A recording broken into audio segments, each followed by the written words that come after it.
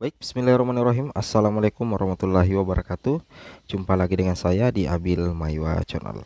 Jadi teman-teman, channel ini merupakan channel pendidikan tempat kita berbagi tentang aplikasi pendidikan, Microsoft Office, serta tips dan triks komputer.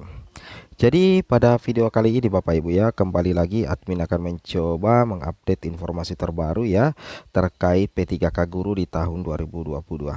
Yang mana di sini fix ya, kelulusan untuk V2 dan V3 itu resmi dikunci ya 100%.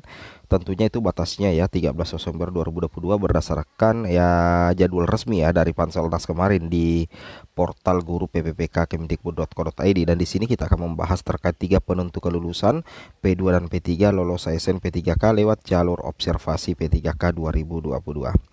Tapi sebelum kita lanjut, bagi rekan-rekan guru yang baru pertama kali menemukan channel ini, jangan lupa tekan tombol subscribe ya, dan aktifkan lonceng notifikasi agar setiap hari Bapak Ibu bisa mendapatkan update informasi terbaru dari kami terkait batas 13 Desember 2022 ya resmi dikunci ya untuk kelulusan P2 dan P3.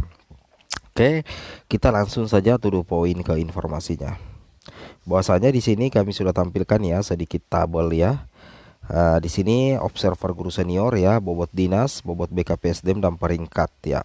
Jadi nantinya untuk kelulusan P2 dan P3 tentunya itu berdasarkan rekapan nilai ya dari observer kepala sekolah, pengawas, guru senior, dan juga ada bobot dari dinas dan bobot dari BKPSDM, sehingga setelah direkap nantinya itu akan menghasilkan peringkat Bapak Ibu ya.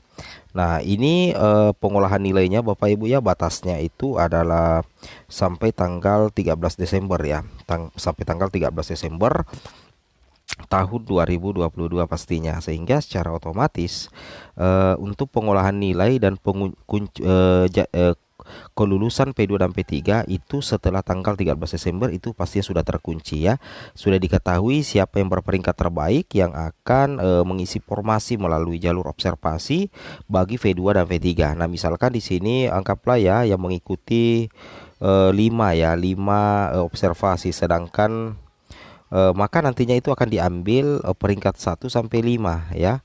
Lewat jalur observasi itu yang akan mengisi formasi yang 5 ini. Kalau logika seperti itu. Jadi kelulusan itu ditentukan oleh peringkat nilai, usia dan masa kerja Bapak Ibu ya. Itu adalah 3 faktor penentu kelulusan V2 dan V3 Bapak Ibu tentunya.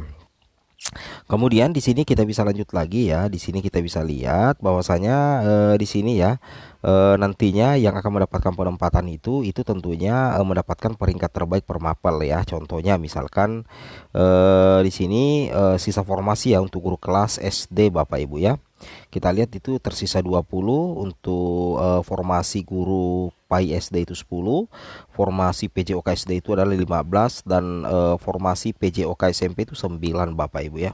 Sedangkan di sini kita lihat ya untuk jumlah P2 yang ada di formasi guru kelas itu 2, jumlah P3-nya itu 200 ya. Jadi ini masuk dalam kategori berlebih ya. Sedangkan untuk formasi guru PAI SD itu jumlah P2-nya 1, kemudian jumlah P3-nya 70 Bapak Ibu. Formasi PJK SD yang mana total formasi tersisa formasi yang tersedia itu kan 15 Bapak Ibu. Jumlah P2 itu 1 dan jumlah P3 itu 14 ya. Berarti aman ya. Sedangkan untuk PJK SMP ya, kita lihat jumlah formasi sisa 9, jumlah P2 0 dan jumlah V3 9 Bapak Ibu. Nah, di sini kita bisa lihat ya, contohnya misalkan formasi guru kelas ini kan jumlah formasinya 20. Nah, nantinya itu P2 dulu ini akan diprioritaskan karena statusnya adalah P2. Jadi nanti kalau dua formasi ini diisi oleh V2, maka ini tersisa 18 formasi lagi. 18 formasi lagi nantinya itu akan di-ranking dari 200, diperebutkan oleh 200 P3 Bapak Ibu ya. Itu akan diperebutkan oleh 200 pelamar prioritas 3 pastinya. Itu yang harus Bapak Ibu pahami ya. Nah, itu berdasarkan urutan nilai, peringkat, kemudian masa kerja dan usia. Nah, yang aman di sini, ya anggaplah ya, ini kan cuman istilahnya simulasi ya, bagaimana peringkat terbaik per mapel itu mendapatkan formasi. Misalkan di sini ya, untuk formasi PJOK SD itu jumlah formasinya anggaplah 15. Jumlah P2 1, jumlah P3 itu 14. Berarti 15 semua. Nantinya ini kalau posisi seperti ini berarti diambil peringkat 1 sampai peringkat 15. Jadi secara otomatis kalau memenuhi syarat semua ini hasil observasinya, maka ke-15 guru honorer itu yang P2 dan P3 itu akan secara otomatis langsung diangkat juga Bapak Ibu ya, mengisi formasi PJOKSD. Kan logikanya ya, tapi dengan catatan harus memenuhi syarat ya. Syarat apa ya? Syarat nilai observasi standarnya Bapak Ibu tentunya. Kemudian kita lanjut lagi di sini Bapak Ibu guru yang terhormat. Di sini kita lihat ya bahwasanya banyak yang bertanya bagaimana nasib kami yang P3 ya. Bagi rekan-rekan guru yang masuk dalam kategori V3 itu nantinya ada 4 kemungkinan ya. Meskipun Bapak Ibu mendapatkan nilai yang tinggi tetapi tidak mengisi formasi. Yang pertama itu adalah P3 dengan nilai observasi bagus itu tidak lulus Bapak Ibu ya, karena formasi diisi oleh THK2. Nah, jadi Bapak Ibu ada yang mengatakan antara P2 dan P3 mana yang diutamakan terlebih dahulu mengisi formasi. Maka jawaban kami yang paling diutamakan mengisi formasi antara V2 dan V3 tentunya adalah P2 dulu Bapak Ibu ya.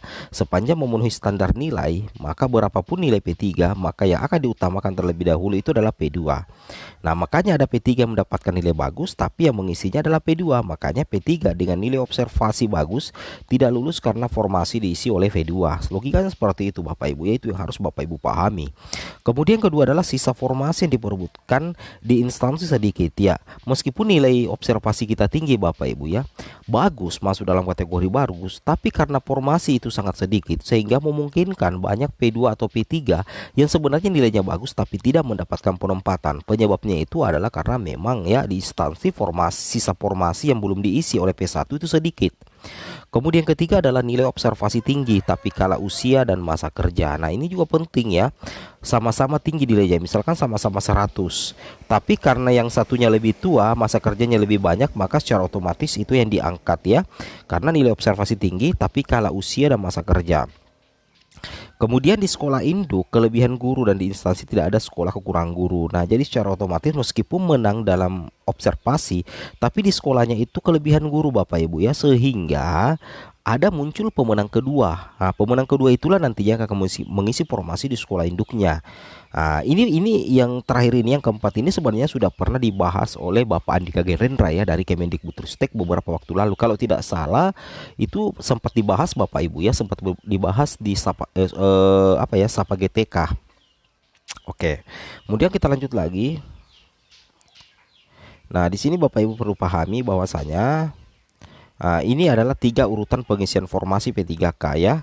Nah, jadi di sini Bapak Ibu melihat ya, di sini kan ada istilahnya satu sekolah ya, 2 formasi, 4 guru induk. Nah, di sini ada P2, P3, P3. Nah, keempatnya ini memenuhi nilai standar, bahkan nilainya di atas rata-rata. Nah, yang pertama diangkat dulu adalah Pak Mamat karena dia adalah THK2. Ketiganya ini nanti lagi yang akan di ranking lagi mulai dari Bu Nana, Pak Roni dan Bu Sintia. Anggaplah usia tertua di sini dan masa kerja tertua itu adalah Bu Nana. Maka Bu Nana lah yang akan mengisi slot formasi di sini Bapak Ibu ya.